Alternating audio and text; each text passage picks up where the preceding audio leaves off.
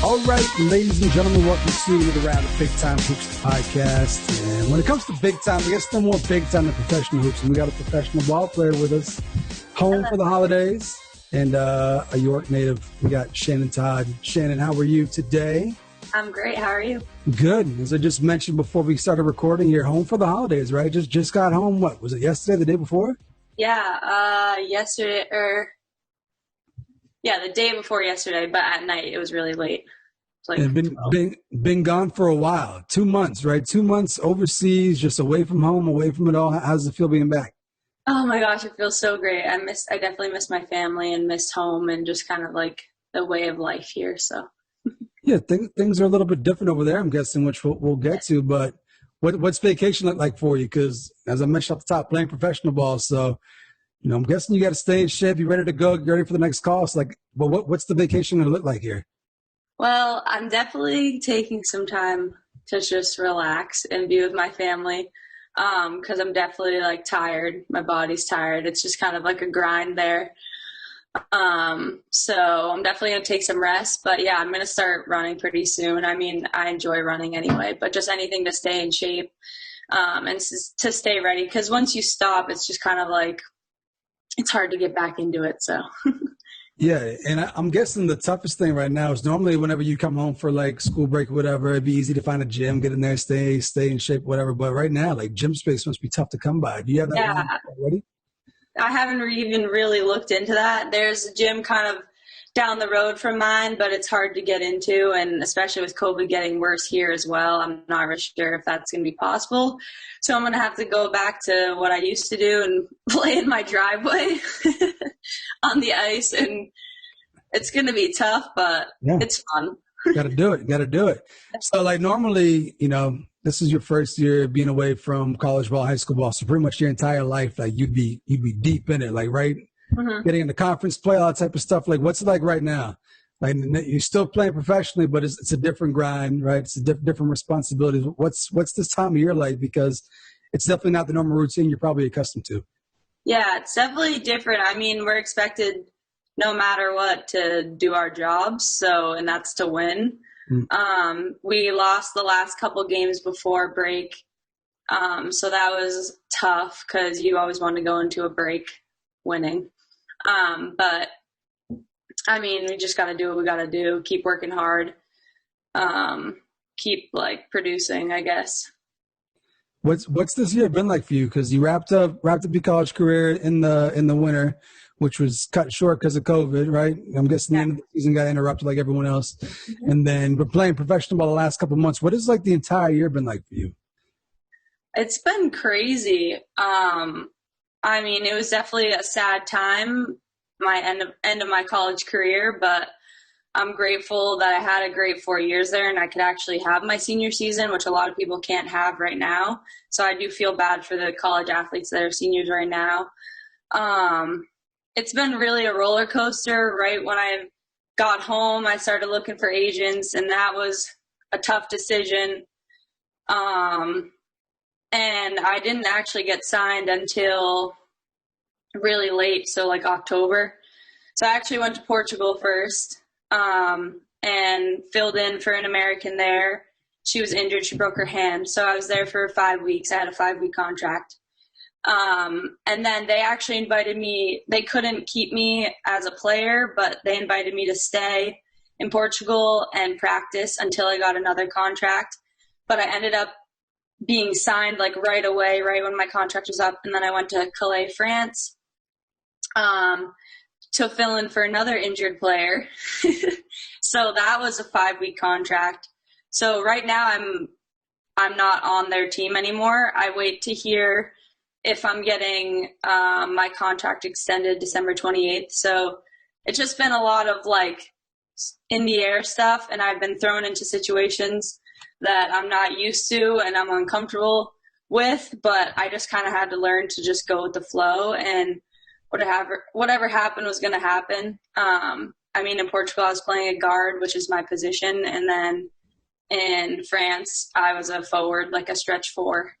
So completely different. Very different. Yeah. So this should be like a relaxing time of the year. There should be relaxing holidays, but I'm guessing it's like a stressful, It's anxiety stressful, filled. but I mean, I'm gonna just enjoy the time that I have home. And if I don't get my contract extended for this season, I have my agent has a couple teams that are interested in me for next season. So that's the only reassuring thing, is that I think I can play another season. But I definitely want to finish out this one because, I mean, I don't want to just sit at home for a couple months. Yeah, I don't blame you at all. So we're gonna come back. We're gonna come back full circle and talk about what you're doing or what you've been doing the last couple of months here. But I want to go back and kind of trace your story. So you graduated from York, state champion, which we'll get to. But were you born and raised in York? Is York your hometown? Yes, York is my hometown.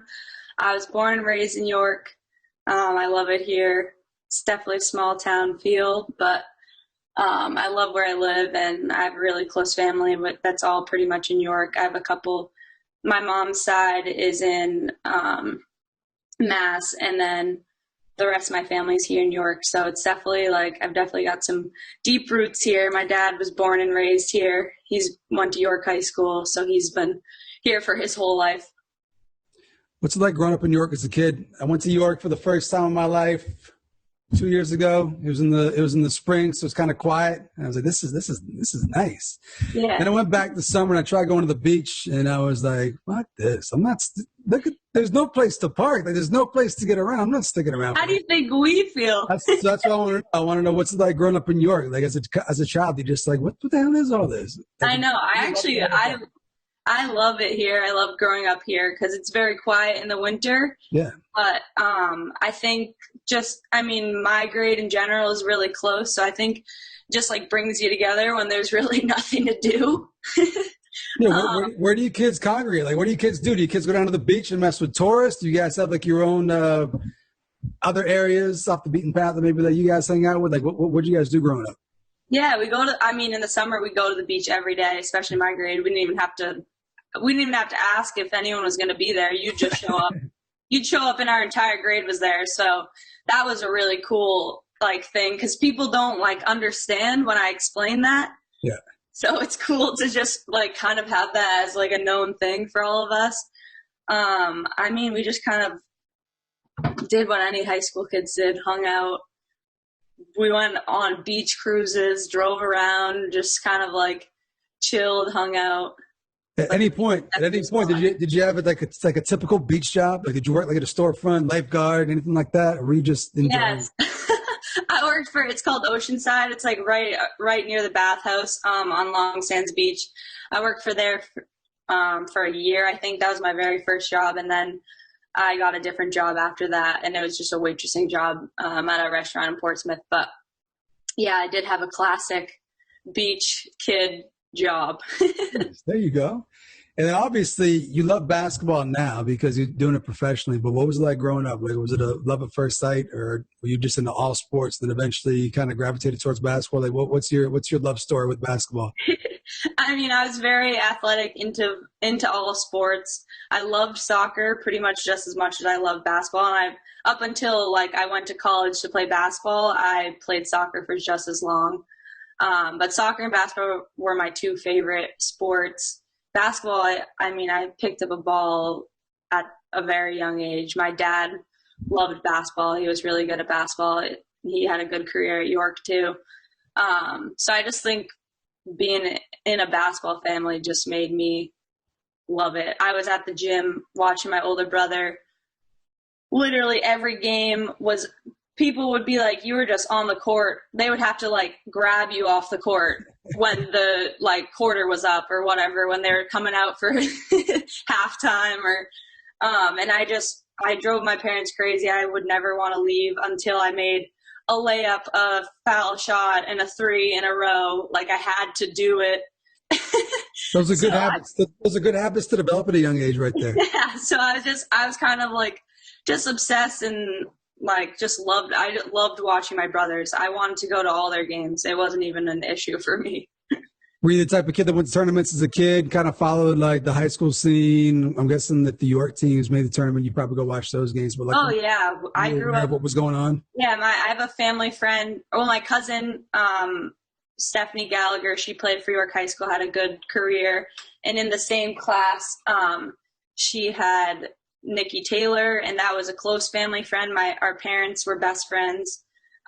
So she played at Vermont. Stephanie played at USM. And so I just grew up watching those girls. My mom coached, when I was really young, my mom coached the freshman team in the high school. So I would go after school to all her practices.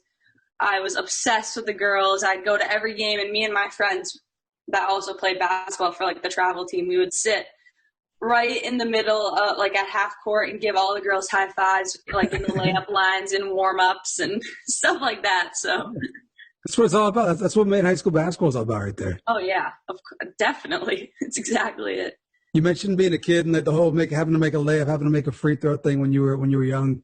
Did you develop any habits that have kind of stuck with you, like practice habits that you did like from middle school into high school that you still do or need to do every time you're on the basketball court? Yeah, I mean, superstitions have changed for me. I've listened to the same song before a game. Can you let us know what that is? That's Till I Collapse by Eminem. Okay, there we go. That's a good one. So that's probably the one thing that's been consistent. I've listened to the same song. I have to listen to it or I feel like we're going to lose. But yeah, that's probably the only superstition I really have.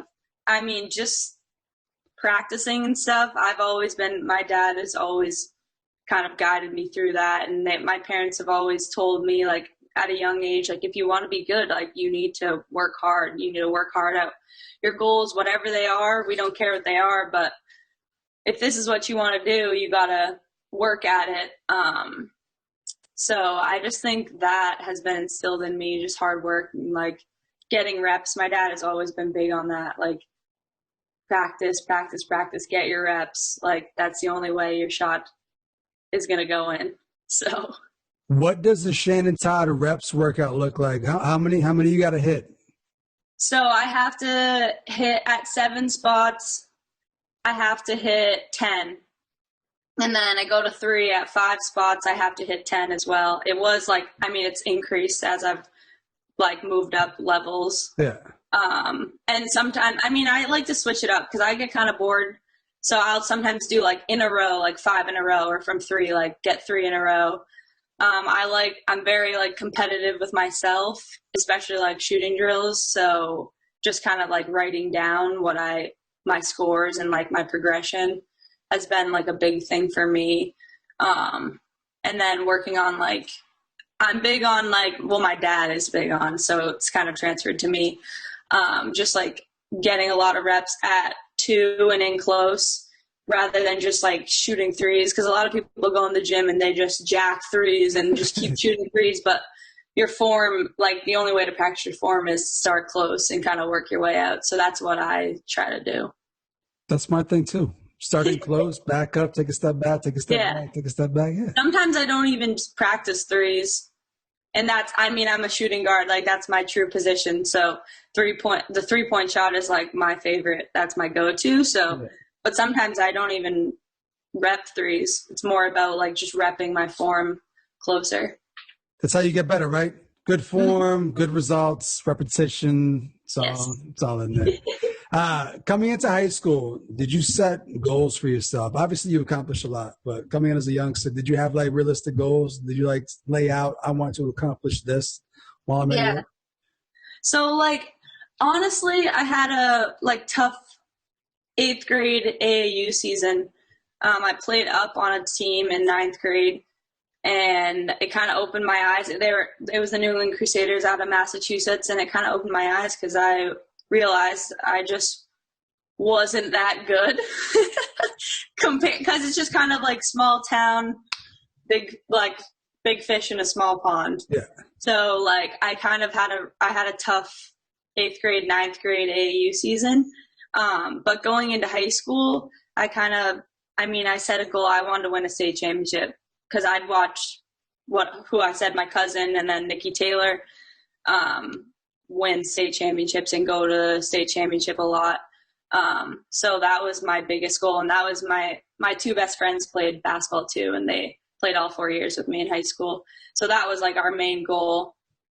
And then I wanted to score 1,000 points. That was definitely a goal of mine, but it wasn't as big as the state championship. That was like my dream. So you mentioned you ran with the New England Crusaders, and being in New York, you're pretty much, not pretty much, you are like as far south as you can go. So like growing up, like how much time did you spend like playing like in New Hampshire, Massachusetts versus stuff in Maine? Most of my time. Yeah. I never really, I mean, like when I was younger, we played in a lot of, like my mom was our travel coach. So we would go and play in like different tournaments in Maine. But as I got older and I played AAU, I started off playing in New Hampshire for the Spartans when I was in like 6th grade. And then played for the Crusaders, who were out of New Hampshire. And then when I got older, they were out of Mass. So I spent a lot of time driving like 2 hours to practice. So that was tough. But I am actually grateful for that because I think it just like made me a better player, being able to go there and play against a lot of different people. So how familiar were you with other kids in your class in the state? Was it not till high school when you actually started playing against them, or were you did you already know like who was who? A little bit. I mean, we would battle with Falmouth in travel tournaments. Like we would play teams like that. So I definitely knew of like different players, but I mean, definitely when I got in high school, it was more apparent, and it because we were playing against each other, we were following other teams, hearing about other teams. So getting to high school freshman year would have been what, 2012? Yeah, 2012. Yeah. What was the journey like? Yeah. Whoa. So obviously you ended your high school career with the state championship, but what was the progression up to it? Was it a gradual progression, a little bit better every year, or were you guys competing every year? What was the journey like from you guys from your freshman year to your senior year?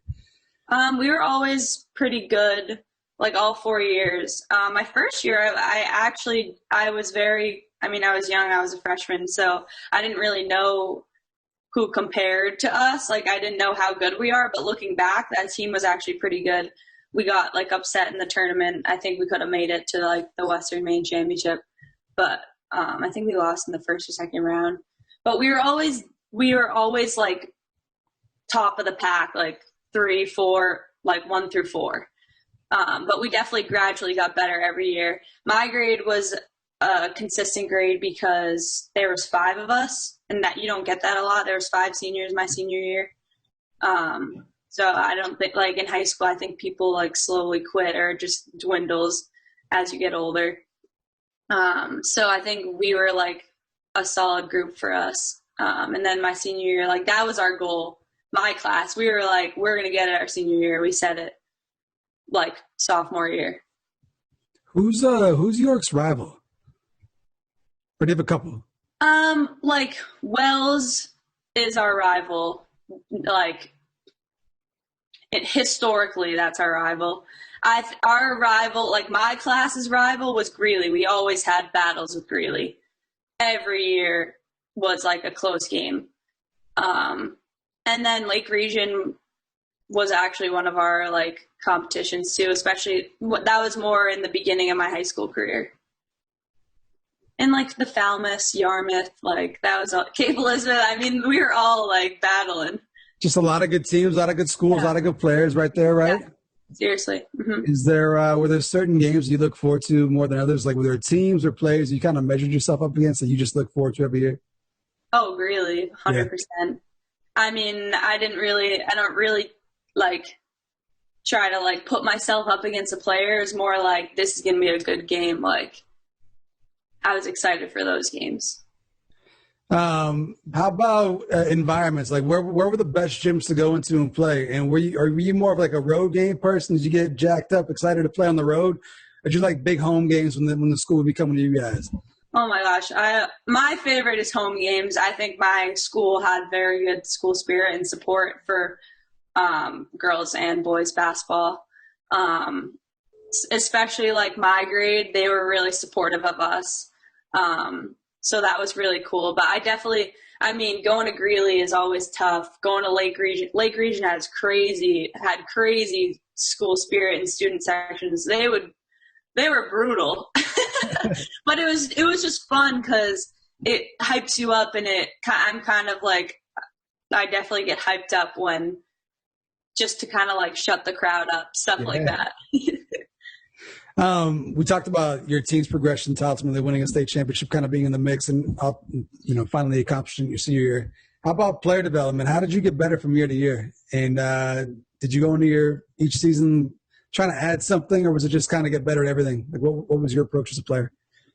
Yeah, I was at York. I was a very like all around player because I'm 5'11", so I was pretty big. So my freshman year, I was actually like point guard, like 1-2. Because we had 2 girls that were like 6'2". And then as I got older, I started playing more like defending the post, playing the guard, just because I was bigger. But I mean, essentially my goal was just, I've always wanted to be a good shooter, and that's what I've always really worked at. Stuff I've had to like work on that I'm not as good at is kind of like slashing to the hoop because I'm a bigger player. So I also grew a lot going into my freshman year. So I was kind of like a little uncoordinated at first. I was actually a point guard, like growing up. I was small. Everyone else was bigger than me. And then I hit a crazy growth spurt, like 8th grade, 9th grade. And I was all of a sudden the tallest person. So I kind of had to get through that. So just kind of working on moves to the hoop and like my ball handling to keep that up while shooting. You mentioned too that you played other sports, and I'm guessing you played them in high school as well, right? Soccer, softball? I played every sport when I was younger, but it ended up being soccer, basketball. So I just had Grace Martin on last week, and she was talking about how playing 2 sports helped her. You see it a lot of days now, or kids they focus on one sport and they just kind of get tunnel vision to do that. What can you say about playing 2 sports, especially like in high school, and how that helped you develop, and just how it contributed to you being a better all-around athlete and better basketball player? Yeah. I think, oh my gosh, it helped me so much. I absolutely love soccer. Loved playing it. I think it helped me a lot because it gave me a break from basketball when I was just completely like over it. I remember I used to tell my mom, like, once soccer season started, I'm not picking up a ball until it's over. And I would do that.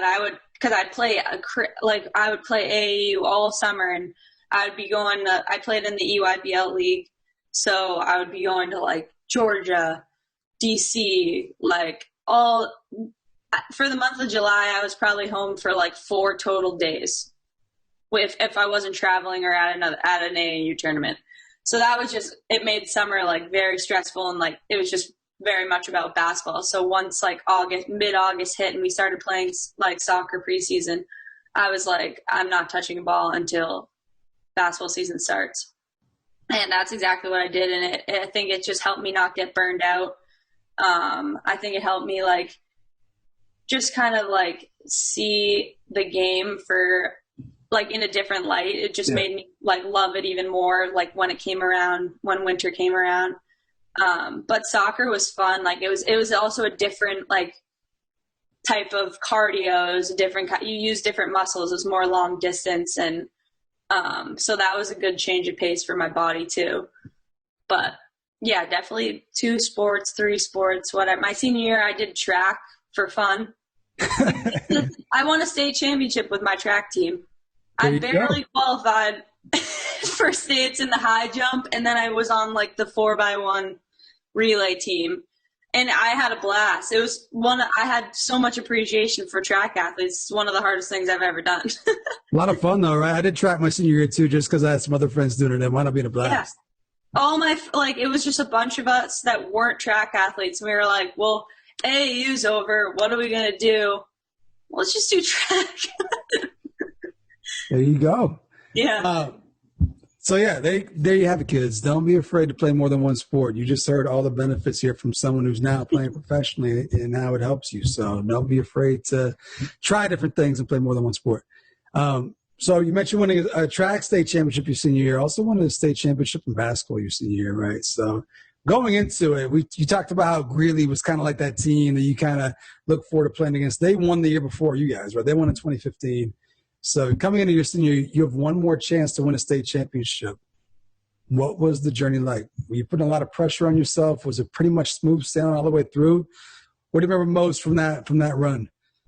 I mean, it's such a long time ago, but it was like 5 years ago, 4 years ago. I know, but I mean, I think at first, I think we were putting pressure on ourselves like preseason, but I think we were very much goal oriented, and we were going to take it one game at a time. And that started with my class, the seniors, like all 5 of us on the same page, very motivated to do it. That was just our biggest goal for our high school career. So it was definitely something that we tried to not pay attention to, because I think a lot of people too were putting pressure on us and saying like, this is the year for the York girls, blah, blah, blah, blah, blah. So we just tried to take it one game at a time, and we knew we were good, but we knew we had to keep our heads down and work hard. So that was just kind of the journey, kind of staying non-complacent, because we went 22-0, so we never lost. So that was like the biggest thing, was like, just take it one game at a time, play our best, do our best. We're going to have ups and downs, but in the end, we know what our goal is. So. And you guys played Lawrence in the state championship, right? Yeah. And have they won? No, they didn't win the year before, but they had won a champ. They did, right? They won A and Greeley won Class B, but the classes got changed. So we were Class B, and then we got moved up to Class A. Lawrence moved down to Class A because then the double A was created. Yeah. So we ended up beating the two previous state champions. And the Miss Basketball that year, right? Nia Irving and the big bad Lawrence team. That's who you guys went up against? Yep. What do you remember most about going into that game? Oh my gosh, I was so nervous. I don't even remember the game. I literally cannot remember. I remember the buzzer going off, and that's it. And I made like the last 2 points of the game, and that's it. That's all I remember about the game. Do you remember listening to Eminem before the game? Nope, but I know I did. Okay, you know you did though. Okay. And we listened to our team song. We were very focused that game, especially in playoffs, because we knew exactly what we had to do. But we called it. My coach, Rick Clark, he was very big on preaching that too, taking it one step at a time, making it level by level. So like in the tournament, we had to play 4 games, I think. So just taking it each level by level and working our way up. But yeah, I don't remember a lot from the state championship game. You remember the celebration? How does York celebrate a state title? Oh gosh. Everyone met in the middle, was like hugging. I was in no celebration pictures. There's one. There's one online. I've seen one online where you holding the ball with a couple of your teammates. Oh yeah, the gold ball. Yes, yeah. I'm talking about like right after when the buzzer sounded. So like, I just like I threw the ball and just like melted to the floor and started like bawling, crying, and everyone is like celebrating in the middle. So there's like 2 pictures of me because I got there so late. One, I'm like sobbing. And the other is like me, like I'm just everyone's hugging. But I thought that was really funny because I just like totally melted because I was just like, my dream was, that was my biggest goal and I had just accomplished it. And that was all of our biggest goals. So it was a really special moment. After we had a crazy big student section, I have a twin brother, so he was in that. He's very loud. So he was in there like wreaking havoc. We got the gold ball and we just ran right over to our student section and we like just all celebrated as a school. So that was another cool moment. But it was just really special. Like the team that year was really special. We were all really close.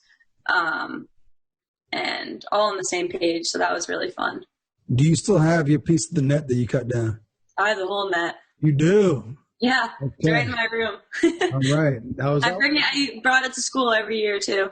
Yeah, I was going to say, like, I wonder what happens to the net, because sometimes you see it in the trophy case at the school with the gold ball, but you have it. Yeah, so I think we forget. It's so funny, me and my friends from my senior class, we all talk about it. We don't remember who has what. I think I have the Western Maine one. Me and Chloe have the Western Maine one, Chloe Smedley. And then I think Erin McCafferty and Emma Thompson or Mia Briggs has the 2 state championship ones. So we have no idea which would. So we just all consider it the same. Yeah, you guys are all just saying you got this. You probably are all claiming the state championship one. That's probably what eats up. So obviously you went on and played college ball and played at the highest level. Was that a goal you would set as well? Like playing Division I basketball, was that a goal that you had set? So it was definitely going into, because I had mentioned earlier that I had kind of like a tough AAU season, and it opened my eyes, because I was kind of like, well, maybe this is like college basketball. I don't know. I even know if I can play at that level. But once I got into high school and I started I started working harder, and I was just that was definitely my goal. And it was something that I set, especially my sophomore, junior year, on my AAU team. That helped a lot to get seen. But it was definitely a big goal of mine once I kind of realized, you know what, I can do this. It's just going to take hard work. And how to come out of Northeastern, and what was your recruiting process like? I always love to hear these stories and yeah, how you narrowed it down. So I started getting recruited pretty early. The end of my freshman year, UNH started recruiting me. And then they were the first to offer me. So it was cool. I mean, it's really close to my house. They're like 30 minutes away. So I visited there a lot. And then going into my sophomore year AAU season, that was a huge year for me. I was just, because now we're at the age where the college coaches are actually going to be at your games. So, I mean, going to DC, playing in the EYBL tournaments was a huge thing for me, because I played in front of Gino. I played in front of a lot of big time coaches, which was really cool. I played against the girls in my grade that were at UConn, Stanford, things like that. So that was really cool, and it was just a very eye-opening experience, just AAU my whole high school career. But so I started getting a bunch of offers going into my sophomore year, and then going into my junior year. I think it was 10 full scholarship offers, and that's it, just 10. Which it was really cool. I'm grateful for that. Yeah. But Northeastern actually wasn't really on the radar. They just called me. My coach, Kelly Cole, she just called me and was like, "We want to offer you." And I get a little skeptical about that, because when people do that, it's kind of like a sign where it's okay, they don't really know you. They don't really they just they like you as a player. But I like coaches that recruit for if you're going to fit in with the team, right. They want to get to know you. If you're a hard worker, you're a good teammate, things like that. So I was a little okay, I don't know about this. But I want to give every team that offered me a chance. So I visited everyone, talked to all the coaches. But I actually didn't like Northeastern at first. I went on a really rainy day, and I was like, this is not for me. I didn't really know if I wanted to be in the city, so I was kind of iffy about that. But it came down to University of Delaware, Dartmouth, and Northeastern. I visited Northeastern a bunch of times after that. And then right after a tournament in Virginia in the beginning of my junior year, I committed to Northeastern. And I was really happy about that decision. And I absolutely loved my time there. So I'm really grateful for making that decision. And it took me a long time. My mom made a spreadsheet. Like, I was confused, pros, cons, all of that. Ultimately found a good home in Northeastern, and obviously anytime you jump level, right, there's some adjustments to be made on the court. What was the biggest adjustment for you? I mean, obviously you adjusted quite well. You made a bunch of starts as a freshman once you got there. So what was the biggest adjustment for you playing D1 college basketball? God, a lot of things. I think the biggest thing was just the amount of time we were practicing. That was like, that's one of the biggest things like freshmen go through, is like just the toll it takes on your body, because you're not really used to, you go from high school practicing like an hour and a half, and then we were practicing like 3 hours every single day. Like, our preseason started October 1st and our first game was November 11th, and we would practice 6 days a week, 3 hours to the minute every single day. No games, no reward. Like, that's your reward, is really games every week. So it's just hard. That first, we call it hell month, because there's just nothing. You're just kind of practicing for the goal in a month. So it's definitely, I mean, the toll it took on my body. I was just tired all the time. You have to get used to being sore every day, 24 hours of the day. I mean, it gets better every year. Like, I didn't feel like that going to my senior year, because I think I was more prepared in the summer training and I knew what I had to do. But definitely going into my freshman year, I was like, whoa, this is a lot. How about time management? How were your time management skills? Because that's something else you got to kind of balance when you get to college, right? Yeah. Just because you're constantly doing something. Definitely. I think I actually had pretty good practice with that, like in high school, because of AAU. I had to drive like 2.5 hours. So I would come home like Tuesday, Thursday, and then on the weekends. But I would come home from school, either do homework for an hour or take an hour nap, and then I'd have to leave around like 3:34 for my practice at night, and I wouldn't get home till like 11. So when I started driving, I drove myself, but sometimes I'd be like, Mom, can you drive me? I need to do all this homework and studying in a 2-hour car ride. Yeah. How about, go ahead. I'm sorry. I didn't mean to cut you off. No, that's fine. Okay. I was just saying time management is definitely like a big thing. Huge, right? Going in, like in college, especially, like your time is like theirs. They can really do, they can do a lot with it. Practice, lift, volunteering stuff, team meetings, things like that. So you got to really use your time wisely. And then also being at a mid-major, you wind up being some power conferences, teams, like season openers, or like non-conference plays. So what were some of the big programs you played during your time in Northeastern? Who were some of the players looking back on you like, that's cool? Like, you'll tell your friends, family, like 10, 20 years from now, we played here, we played against this person. Like, what were some of those games for you? So my freshman year, we played it's called the Cancun Challenge in Mexico for Thanksgiving, and we played Wichita State, we played Stanford, and then one more team I forget, but the two big teams were Wichita State, Stanford. My sophomore year, we played Michigan State at Michigan State. My junior year, we didn't play anyone crazy. I mean, we always played like A-10 teams, but they're still considered mid-majors. Some are considered mid-major, some are considered higher. My senior year, we played Oregon, so they were the #1 team in the country at the time. I played against Sabrina Ionesco, so that was pretty cool. Yeah, I was starstruck. So that's the coolest thing that happened to me in college, was getting to play against her.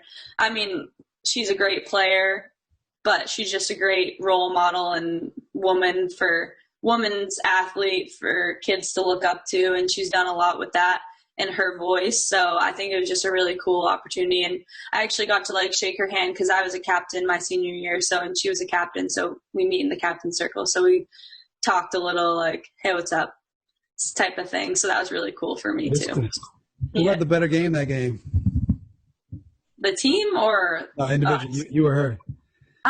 Well, she just actually, I played okay. She actually just had come off of a 30-point game against the USA women's team. They had just beaten them. Yeah, we played them the literal next game after they just beat the USA women's team. that would have been the perfect time for an upset. They were probably coming off a high. Like you guys. No, they were. We actually weren't, like, we thought we were going to get blown out. Yeah. We only lost by like 20 or 30, which was, sounds like a lot, but we were thinking like one of those games where they score 100 and you score like 40. The number one team in the country who had just beat the Team USA women's Olympic team or just national team, right? Just the crazy. Olympic team. Yeah, that's a story you could tell for the rest of your life. But that's a good one right there. Yes. So, and then obviously playing professionally now. So did you know all along you wanted to play pro ball after college? Is it something that you wanted to at least give it a shot, or is it something that you want to pursue for a career? Like what was the mindset heading up to this pro career you're embarking on right now? Yeah, I think in college I kind of realized that was like an option, right? Like my freshman, sophomore year. One of my teammates who's a year older than me, she played in Germany for a year. She ended up not going back, but they wanted her back because just she's a homebody and she didn't want to do this for her career. But so I was kind of like, it was an option for me, and it was definitely something I was interested in freshman, sophomore, junior year. Then my senior year came, and I was kind of like, if my body can take it, I'm going to do it. And when we kind of we got sent home from our tournament. We never got to finish it, the CAA tournament. And that was kind of like, I think I wanted to play because maybe it was just like not really closure with basketball for me, but in my body, I still was like, I think I can do this.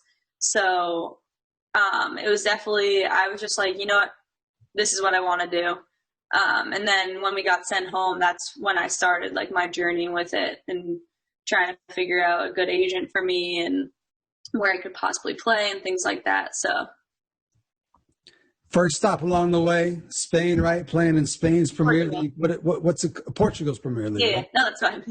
So what's the league called? And how was your Portuguese? Did you pick up any Portuguese while you were there? Actually, it's very similar to Spanish. So a little bit. I was saying like, hey, what's up? Thank you, excuse me, stuff like that. Yeah. But the league was called Liga Feminine. I'm not sure if I'm saying it right. I'm guessing it's the women's league is what it translates to, right? Yes. So it's the first league in Portugal. There's two leagues, the first league and the second league. So it was in the first league.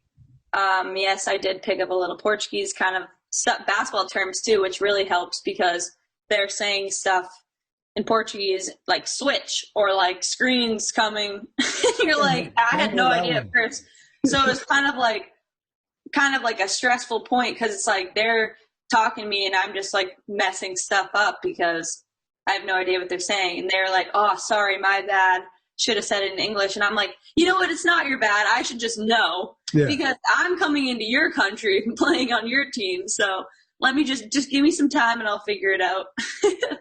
So, but it was definitely like weird at first. It was hard. I had to just kind of completely change my mindset because in college, my coach was like, we need to do this, we got it. And I was one of the leaders on our team. So I had to kind of push that onto my teammates. And then when I got to Portugal, it's like, I have no idea what anyone's saying. So I'm just going to play how I think. Yeah. And it's like, if they think, if it's important, they're going to tell me. So that's what I would kind of do. Sometimes the girl next to me would translate for me. But if it wasn't that important, they wouldn't say anything. And I'd be like, all right, I'm just going to play my game, do what I think is best. And if they have a problem with that, then they're going to say it. Yeah. So you mentioned you were there for a month and then over to Calais, over in France for you just finished up another month there. Can you tell me the challenges that it's like being in your situation where you're coming in, filling in for an injured player, and you're coming into a team that's already established. So you want to kind of fit in and be a member of the team, but at the same time, you're trying to earn a job. So you got to perform in order to get a job or to keep a job. Like, how do you balance that? How do you go in there and try to blend in, but at the same time stand out? It's got to be a challenge. It's definitely the weirdest situation I've been in.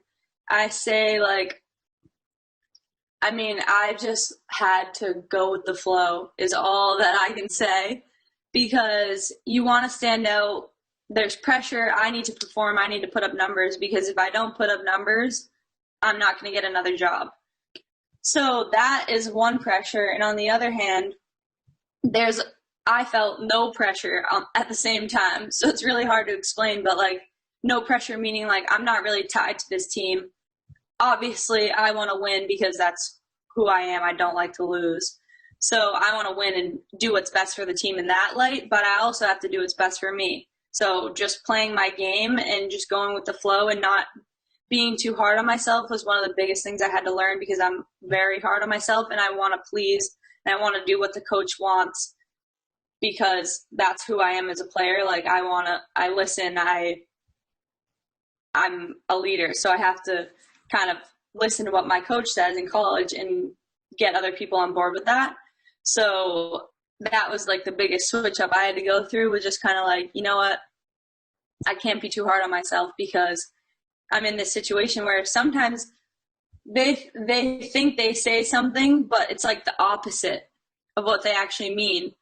But it's like because their English is okay. Yeah. So it's like I had to go through like getting yelled at, or not yelled at, but just getting told things that just confused me and were like opposite of what I actually thought they meant. So, but I mean, the biggest thing is just not being too hard on myself, because you're going to have up games and down games, but you got to stand out, you got to perform, and you just got to do what's best to win.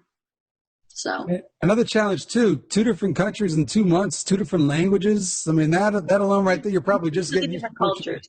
And now you got to learn French and learn how to talk those terms. Like, you should be spending your vacation right now just staying up on these languages. So I know.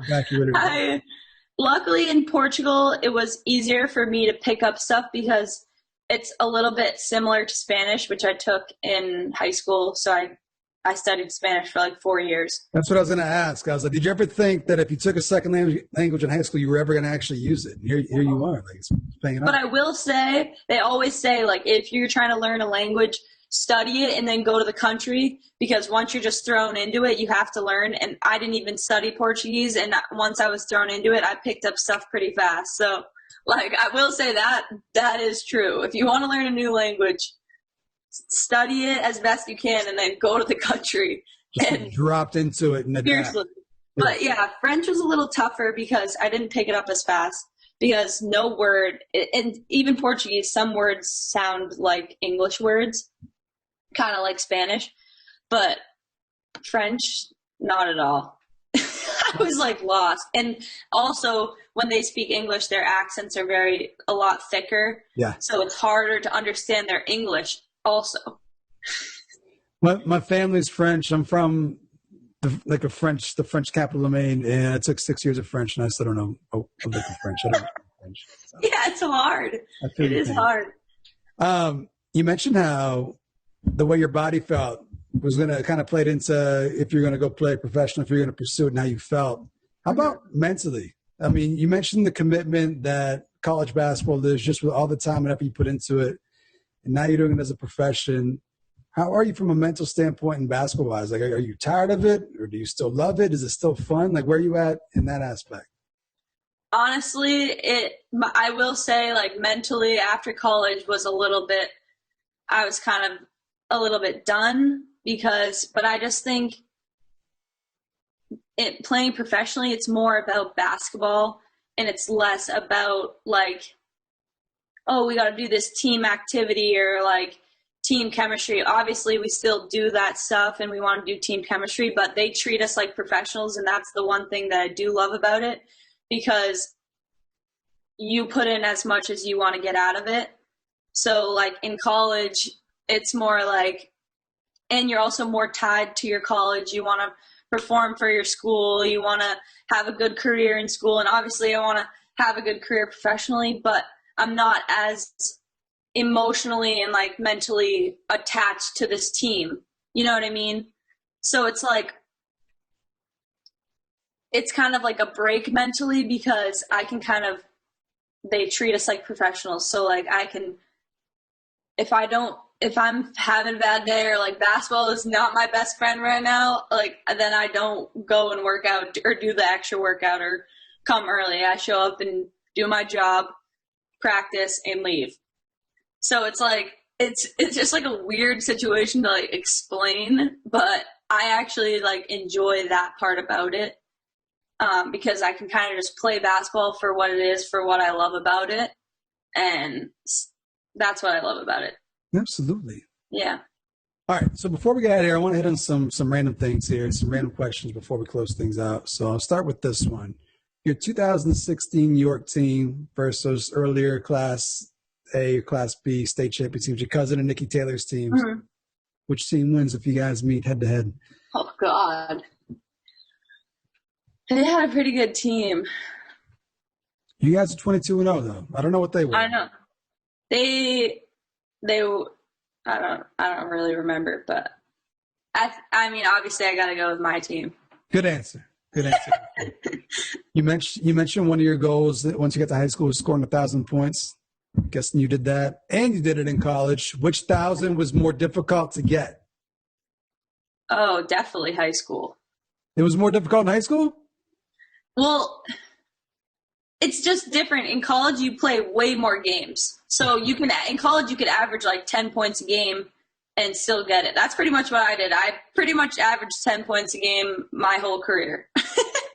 And it didn't really change from that, my whole college career. High school, you have to average a lot more points. And also games, there's not, like you can go far in the tournament or you can go like have a really quick tournament run. So that also is dependent on it. But I don't know. I just think you have to be more efficient with your games. Makes sense. I'm guessing you're a competitive type. Just from the time we've been talking, I could tell you're competitive, right? You like to kind of compete and match yourself up against others. Are you still young enough to where when you come home, when you come back to York, you want to go play the kids that are at York High right now and let them know who the big dog is? I don't know if I want to do that, but I think I still could. Yeah. You don't feel the need. You don't feel the need to come in town and let everyone still know that, hey, like I still run York. I'm still the best from York. You feel I don't feel the need to do that, no. Would you though, if there was a run right now? Because I know gym space is tough. If they were like, oh, let's play. Oh yeah. Okay. I would definitely play. All right, so this is my next question. You kind of hinted at it, or you kind of mentioned it a little bit earlier. So I checked the Northeastern page, just to kind of check your resume real quick. Mm-hmm. Listed at 6 foot. You said you were 5'10". No, I'm 5'11". 5'11". Okay. Do you add an inch, or what do you add to these rosters? And how tall are you listed over in France right now? I don't know.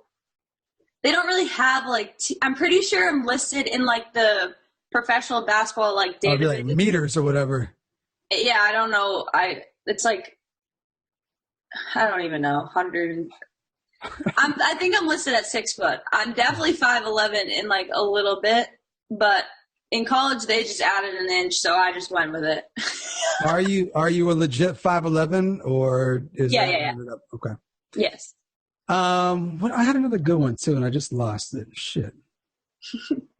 I was looking at the All-State team your senior year. Some talented players. Maddie Hassan was on there. Nia Irving.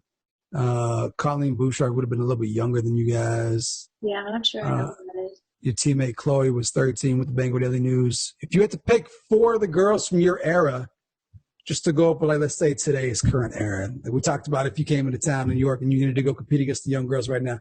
If you had to pick 4 of the girls from your era to match up with any other era, who are you going to pick from Maine? So 5. You can you can be part of that 5, or you can just be the captain and you can pick 5. Okay. Ashley Story, Nia Irving, Chloe, Anna DeWolf,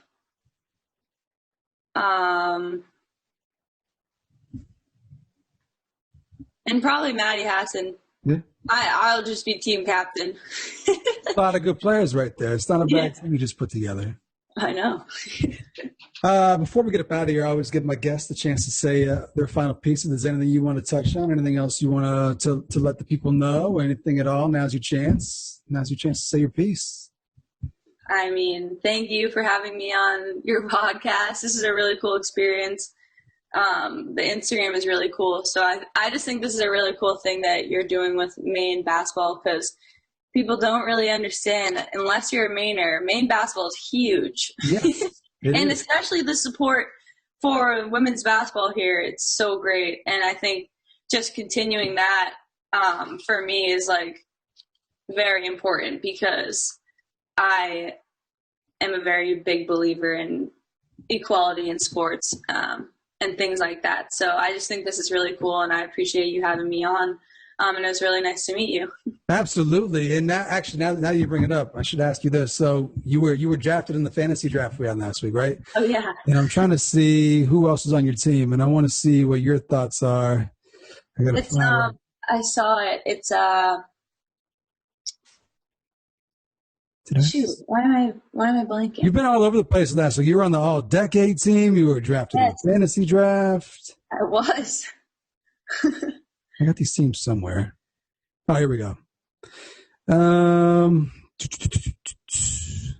You were on Team Lombardium. So you, Mackenzie Holmes, Maddie Hassan, Mia Rapola, yourself, Sophie Holmes, and Kaylee London. How do you feel about your team versus the other teams? And who'd you vote for? You can let us know who you voted for. Oh, I voted for my team, of course. But who was the first? Why am I forgetting her name? She's at Indiana right now. Yeah, Mackenzie Holmes. Yeah, she's killing it. She is. I am like so impressed. But I mean, I think my team's really good. I actually just like, it's weird because I think a lot of those girls know each other from more northern Maine, and I think just because I'm very southern Maine, I didn't actually get to meet a lot of these girls until my senior year, and we played in McDonald's All-Stars together. And so I met Naya, played against Naya in the McDonald's game, played with Maddie Hassan, and we just became very friendly. Like, they're great girls. So I mean, it's cool to be drafted in the fantasy league on their team. But yeah, and then me and Naya, I mean, she went to BU, so we played pickup in the summer together when we were training in the summer. And she's a really cool girl and like a really good player. So it was cool to just kind of like have that like main connection. And she was my last, I played against her in the state championship, and then my first game in college, we played against each other. Cool. She was injured, but it was really cool because like who gets to say that? It's weird. So I got two more questions. Actually, I just thought of based off the stuff you just said. So you mentioned being from southern Maine and not really having connections or relationships with a lot of the girls from more northern Maine. Being from the southern tip, because I'm from the northern tip, and we have a chip on our shoulder because we feel like we get slept on because we're way up north. Being way down south, even though you're like in the mix right there where everything's going on in southern Maine, do you feel like York and that area gets neglected as well? Do you have a chip on your shoulder being from southern Maine?